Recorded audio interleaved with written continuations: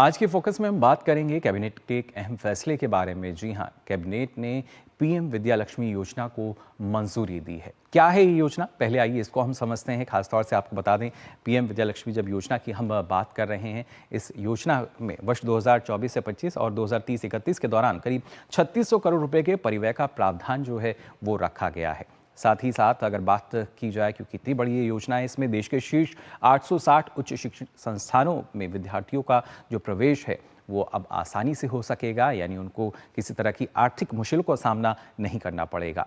और हर वर्ष करीब 22 लाख से अधिक छात्र जो हैं उनको ये पीएम विद्या लक्ष्मी योजना जो है वो कवर करेगी। ये एक बड़ा आंकड़ा है। देखिए कितनी बड़ी योजना और खासतौर से कितना लाभ इसके ज़रिए मिलेगा। और इस योजना के तहत जो विद्यार्थी हैं उनको कोलेटरल और गारंटर फ्री जो शिक्षा ऋण है, जो लोन है, एजुकेशन लोन, वो मिल पाएगा, जो कि कहीं ना कहीं एक बाधा बनता था पहले जो स्टूडेंट्स हैं उनके सामने। और खासतौर से कुल 7.5 लाख रुपए तक की जो ऋण राशि पर भारत सरकार द्वारा 75% क्रेडिट गारंटी प्रदान की जाएगी पीएम विद्या लक्ष्मी योजना के तहत। ये भी अपने आप में महत्वपूर्ण है। और खासतौर से आपको बता दें, 8 लाख रुपए तक की जो वार्षिक पारिवारिक आय वाले विद्यार्थी हैं उनके 10 लाख रुपए तक के ऋण पर 3% की जो ब्याज में छूट है वो इसके तहत प्रदान की जाएगी। और खासतौर से जो छात्र हैं कैसे वो इसके लिए आवेदन करेंगे, तो आपको बता दें विद्यार्थियों के अनुकूल और पूरी तरीके से डिजिटल आवेदन प्रक्रिया के माध्यम से इस योजना का जो लाभ है वो छात्रों को मिल सकेगा। पूरी पारदर्शिता इसमें रहेगी, ट्रांसपेरेंसी रहेगी, डिजिटल मोड पे रखा गया है। और खासतौर से ये 4.5 लाख रुपए की वार्षिक पारिवारिक आय वाली पारिवारिक आय विद्यार्थियों को पहले से दी गई पूर्ण ब्याज छूट के अतिरिक्त एक योजना है जिसकी शुरुआत की गई है। खासतौर से आपको बता दें जो लाभ इसके ज़रिए मिलेगा वो जो संस्थान है उसमें NIRF रैंकिंग द्वारा निर्धारित देश के शीर्ष गुणवत्ता वाले उच्च शिक्षण संस्थानों में ये योजना जो है वो लागू होगी।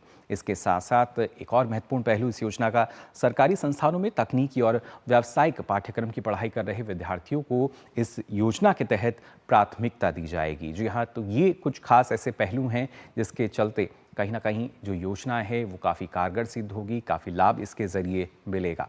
लेकिन इससे पहले भी अगर हम बात करते हैं सरकार की तरफ से पिछले एक दशक की अगर बात की जाए तो उच्च शिक्षा को लेकर एक बड़ा बदलाव हमने देश में देखा है। किस तरह का वो बदलाव है और किस तरीके से उच्च शिक्षा को बढ़ावा दिया गया है ये जान लेते हैं। 2014 के बाद से बड़ी संख्या में उच्च शिक्षा के नए संस्थान जो हैं वो देश में स्थापित हुए हैं। और इनके अगर हम आंकड़ों की बात करें तो आपको बता दें, इसमें आप देख सकते हैं 7 IIT, 16 IIIT, 7 IIM, 15 एम्स और 390 विश्वविद्यालय इसमें शामिल हैं। कैसे उच्च शिक्षा को लगातार सरकार बढ़ावा दे रही है। और खासतौर से जब हम बात करते हैं, देश में राष्ट्रीय महत्व के 75 संस्थान थे जिनकी संख्या अब दोगुने से भी अधिक बढ़कर 165 हो चुकी है। अंदाजा आप लगा सकते हैं किस तरीके से इनके योगदान को बढ़ाया जा रहा है। और पहले देश में 316 सार्वजनिक विश्वविद्यालय थे जो अब बढ़कर 480 हो गए हैं। इनकी संख्या भी देखिए कैसे बढ़ रही है। और इसके साथ साथ अगर नजर डालते हैं देश में तकनीकी विश्वविद्यालयों की स्थिति पर, तो संख्या 90 से बढ़कर फिलहाल में 188 हो चुकी है। कैसे देखिए ये लगातार इजाफा हमें देखने को मिल रहा है। पोस्ट ग्रेजुएट सीटों की बात की जाए 2014 में 30,000 से ये बढ़कर अब 2024 में 70,000 हो चुकी हैं। यानी यहाँ भी जो इजाफा है वो लगातार देखने को मिल रहा है। और 70 वर्षों में देश में 387 मेडिकल कॉलेज थे, 70 वर्षों में। लेकिन हम अगर बात करें पिछले 10 वर्षों की तो ये बढ़कर 706 हो गए हैं। ये सिर्फ पिछले 10 वर्षों में हमने देखा है कि इस तरीके से उच्च शिक्षा को लेकर हर क्षेत्र में एक जो बदलाव है वो सरकार ने किया है। और खासतौर से ऐसे में MBBS सीटों की अगर हम बात करें जो कि 50 से 51 हज़ार थी, वो बढ़कर अब 1 लाख से ज़्यादा पहुंच चुकी हैं। करीब 1,07,000 तक की जो सीटें हैं वो आज के समय में मौजूद हैं। तो ये एक बड़ा आंकड़ा, कैसे उच्च शिक्षा में बदलाव हमने देखा है। और पहले देश में करीब 38,000 कॉलेजेस थे जो कि अब बढ़कर 53,000 हो चुके हैं। तो ये वो तमाम प्रयास हम कह सकते हैं जो कि पिछले 10 वर्षों के दौरान देखने को आ रहे हैं, देखने को मिल रहे हैं। और इसी वजह से लगातार सरकार जो है वो ना सिर्फ युवाओं पर बल्कि उच्च शिक्षा पर जोर दे रही है। इस पर हम चर्चा करेंगे, लेकिन उससे पहले हम यहाँ रुकने एक छोटे से ब्रेक के लिए।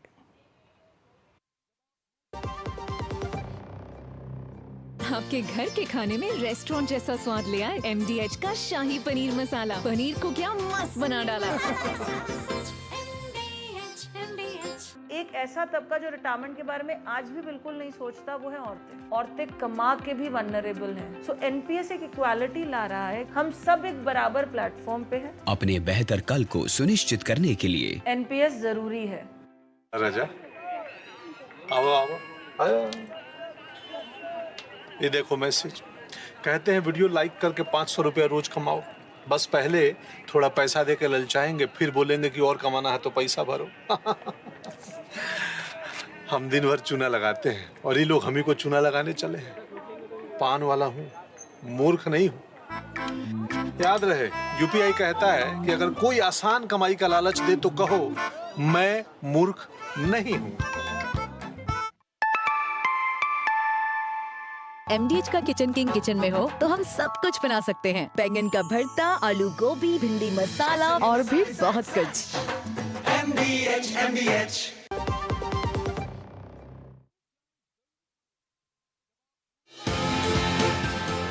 भारत का वैभवशाली इतिहास, हमारी समृद्ध कलाएं, सदियों से हैं हमारी पहचान।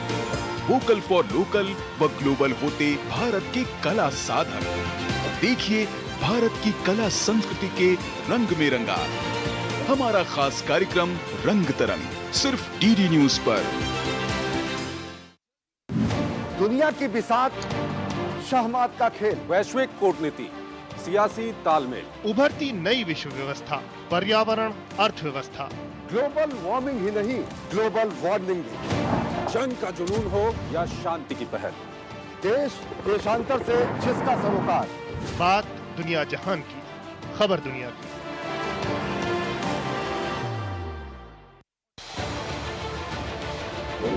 उत्तर से दक्षिण तक, पूर्व से पश्चिम तक, देश हो या दुनिया की, खबर है तो पड़ताल जरूरी है। देखिए हमारे साथ मेरे पीछे भारत की सबसे एजेंडा भारत का रहा है और किस तरह से एक नई शुरुआत इस वक्त डीडी न्यूज पर।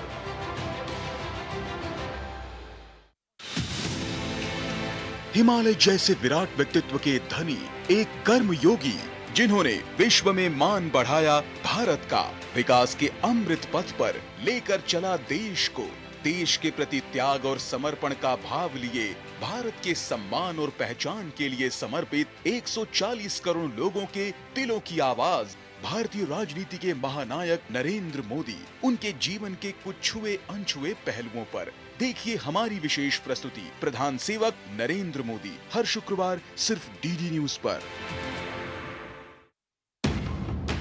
झूठ से भी खतरनाक होता है अधूरा सच, और वैसे ही खतरनाक होती है अधूरी खबर, क्योंकि हर खबर के साथ जुड़ा होता है उसका इतिहास, वर्तमान और भविष्य। देखिए हर बड़ी खबर जिसमें होगा तथ्य, तर्क और सबूत। देखिए पूरा सच प्रखर श्रीवास्तव के साथ सोमवार से शुक्रवार शाम 7:30 बजे सिर्फ डीडी न्यूज पर।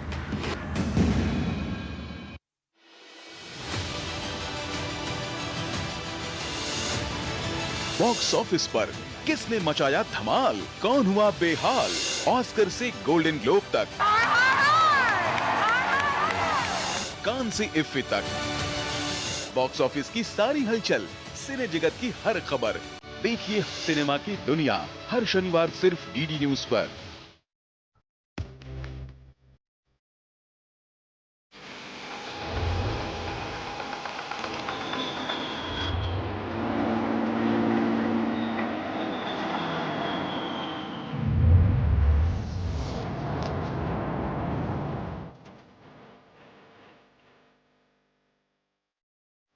तो ब्रेक के बाद आप सभी का एक बार फिर स्वागत। आप देख रहे हैं इकोनॉमी टुडे, और ब्रेक में जाने से पहले हमने यहाँ बात की थी पीएम विद्यालक्ष्मी योजना के बारे में, किस तरीके से जो छात्र हैं उनको इसका लाभ मिलेगा, जो वित्तीय बाधा उनके सामने आती थी एडमिशन के टाइम या उसके बाद जो खर्चे होते थे, कैसे वो मुश्किल उनकी दूर होगी। इस पर चर्चा करने के लिए हमारे साथ पुण्येंदु किशोर बनर्जी जी मौजूद हैं स्टूडियो में, संयुक्त सचिव हैं और शिक्षा विभाग के शिक्षा मंत्रालय भारत सरकार में। बहुत बहुत स्वागत आपका पुण्येंदु जी।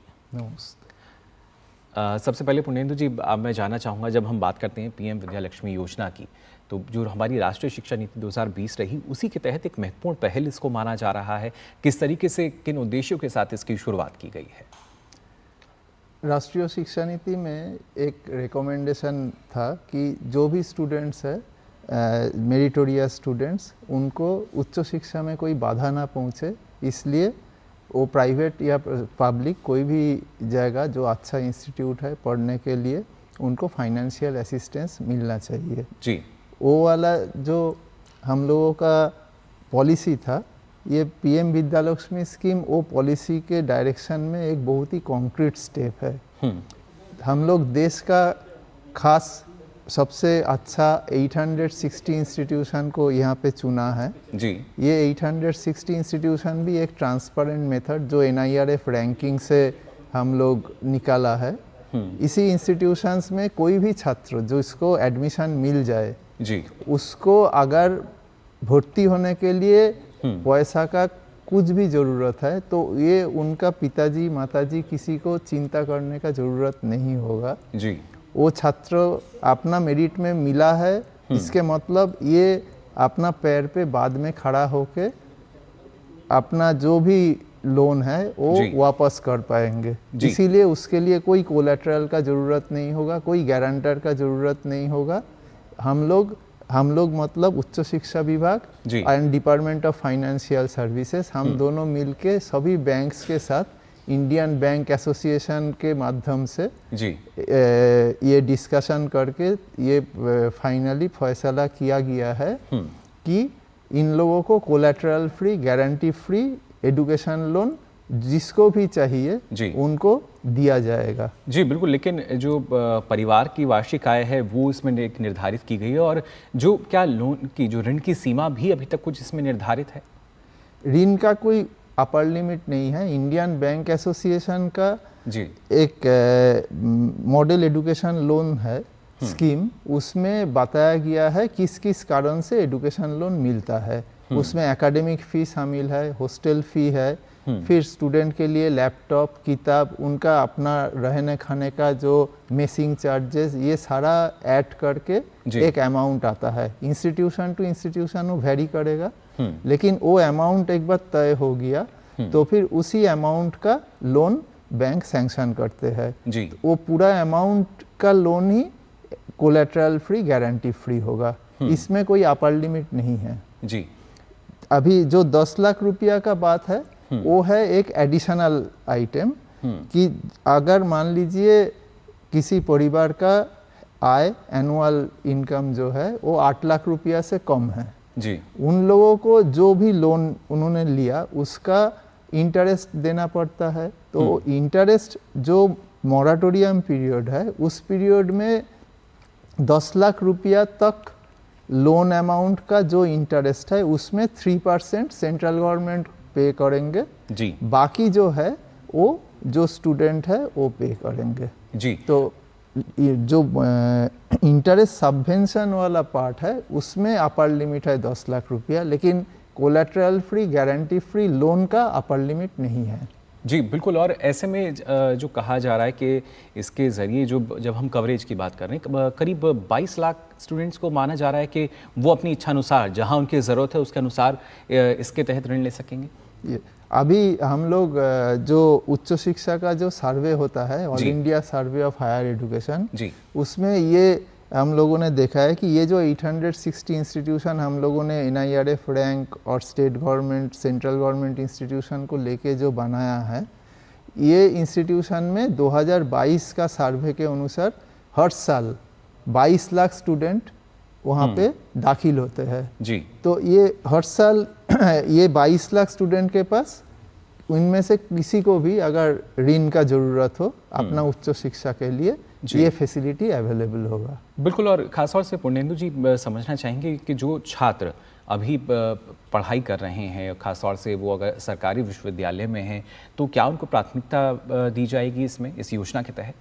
इस योजना के तहत एक तो है एजुकेशन लोन वाला जो हिस्सा है यहाँ पे सभी छात्र को प्राथमिकता दिया जाएगा, वहाँ पे वो कहीं का भी हो जी। अभी जो इंटरेस्ट सबवेंशन वाला हिस्सा है वहाँ पे हम लोगों ने ये तय किया है कि हर साल में 1 लाख स्टूडेंट जिसका 8 लाख रुपया से कम एनुअल इनकम है उनको ये फैसिलिटी मिलेगा इंटरेस्ट सबवेंशन वाला जी। ये फैसिलिटी किसको मिलेगा? मान लीजिए टोटल एप्लीकेशन अगर 1 लाख से कम है तो सभी को मिलेगा। अगर एप्लीकेशन 1 लाख से ज़्यादा हो गया तो फिर हम किस तरीके से 1 लाख को चुनेंगे उसमें हम लोगों ने ये तय किया है कि पहले तो इंटर स्टेट जो डिस्ट्रीब्यूशन है उसके हिसाब से हम स्टेट वाइज स्लॉट अलॉट करेंगे जी। स्टेट वाइज स्लॉट अलॉट करने के बाद वो स्टेट के अंदर जो लोग तकनीकी and technical and professional education में है उन लोगों को प्राथमिकता दिया जाएगा।